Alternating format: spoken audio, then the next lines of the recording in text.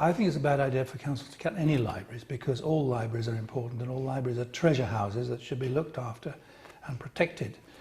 They're mostly important for children, of course.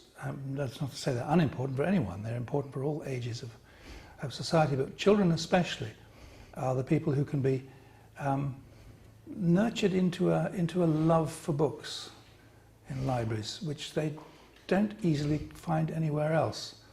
If the home isn't a bookish home, if there aren't many books there, if there isn't the habit of reading at home, libraries can help to engender that. If the school they go to is one of those unfortunate ones that hasn't really got the message and is still trying to teach children to jump through hoops and that's it, and to regard pieces of prose as examples of numbers of adjectives which have to be underlined or substituted for other adjectives or something, silly things like that, then they won't get it from school.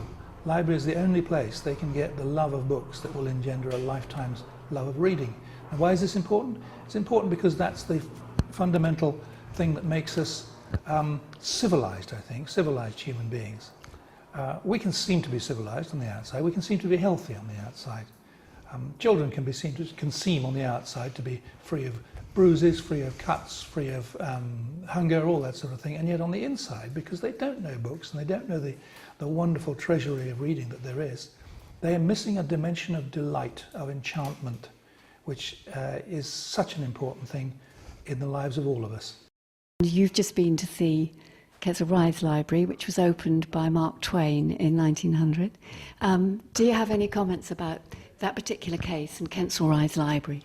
Yes, it's obviously a great cultural monument, and any council seeking to shut that particular library down because of its history should really be ashamed of themselves. They should be made to stand in penance with their heads bared in the rain outside it for several hours, because they simply don't know what they've got in there. They don't know what they're looking after. They don't know what they're responsible for. They've missed the point somehow.